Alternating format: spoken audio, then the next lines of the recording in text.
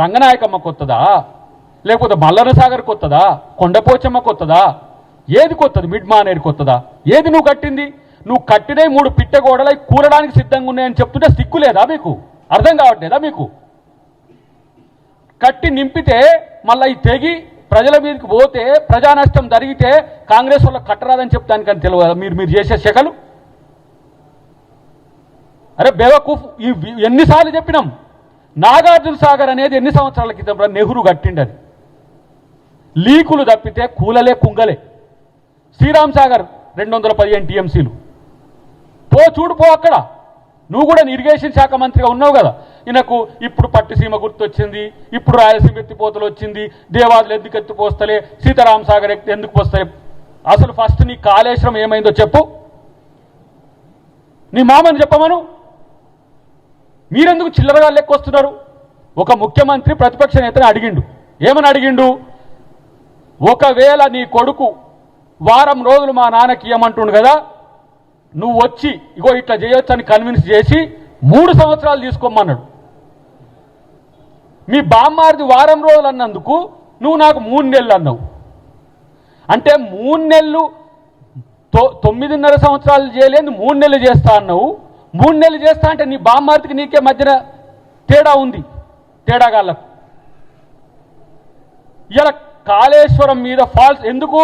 తుమ్మిడిహెట్టిని ఈరోజు మేము దాన్ని బేస్ చేసుకొని ఒక ప్రాజెక్టు మళ్ళీ ఇదే శ్రీపాద ఎల్లంపల్లికి లింక్ చేసి ఏ విధంగా నీళ్ళు ఇవ్వచ్చు అనేది ప్లాన్ చేసుకుంటున్నాం. ఎన్డీఎస్ఏ ఎట్టి పరిస్థితులలో మీరు మేడిగడ్డ దగ్గర ప్రాజెక్టు విషయంలో తొందరపడకండి. ఆ రిపోర్ట్లు 2 గంటల పాటు మొన్న ముఖ్యమంత్రి గారితో పాటు ప్రజాప్రతినిధులతో పాటు ముఖ్య నాయకత్వాన్ని అంతా మేం చూడడం కాదు, దేశానికి మొత్తం చూపించినాం. దాంతో ఇలా పరేషాన్ అవుతున్నారు వీళ్ళు. ఎందుకు పరేషాన్ అవుతున్నారు అంటే, వామ్మో మళ్ళీ కాళేశ్వరం కూలగొట్టి మేమే కూలగొట్టినట్టు మొత్తం ఎస్టాబ్లిష్ అవుతుందని చెప్పేసి ఇలా చాలామంది తెలంగాణ ప్రజలు ఎవరు చెప్పింది నమ్మాలా సార్ అని కాడికి వచ్చిండ్రు. అంటే అంతలా మీరు డైవర్ట్ చేస్తున్నారు. ఒకటే చెప్పిండు ముఖ్యమంత్రి గారు ఆ రోజు. ఏమన్నాడు?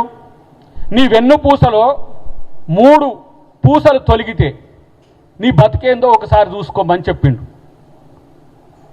3 పూసలు పక్కన పెట్టు.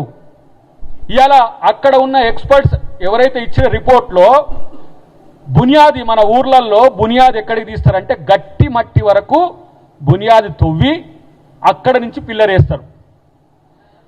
ఇది బునియాది అయితే, ఇది టాప్ అయితే వీడి ఇక్కడికి వెళ్ళి కట్టిండు ప్రాజెక్టు. గీడికెళ్ళి కడితే ఈ నీళ్ళు వచ్చి ఇసుక సొరంగం డిజిటల్ వేసిపోతున్నాయి. ఊళ్ళ భాషలో చెప్పాలంటే సింపుల్. ఇది కిందికి గరిబకు కిందికి నేలను కూడా దాటకుండా ఇసుక మీద ప్రాజెక్టులు కట్టి దాంట్లో నింపంటాడు వీడు. మళ్ళా నింపితే అది కూలితే మళ్ళీ ఇప్పుడు కాంగ్రెస్ కూలగొట్టిందని ఒక చర్చ అయితే, నీళ్లు మొత్తం మేడిగడ్డ కన్నెపల్లి పంప్ హౌస్తో ఎత్తకపోతేనే నీళ్లు రేటు రావట్లేవట. ఎల్లినో కూడా కన్నెపల్లి పంప్ హౌస్ చేయబట్టే వచ్చిందా ఎట్లా? కన్నెపల్లి పంప్ హౌజు ఎత్తిపోయకపోవడం వల్ల ఎల్లినో వచ్చిందంటవా ఎట్లా?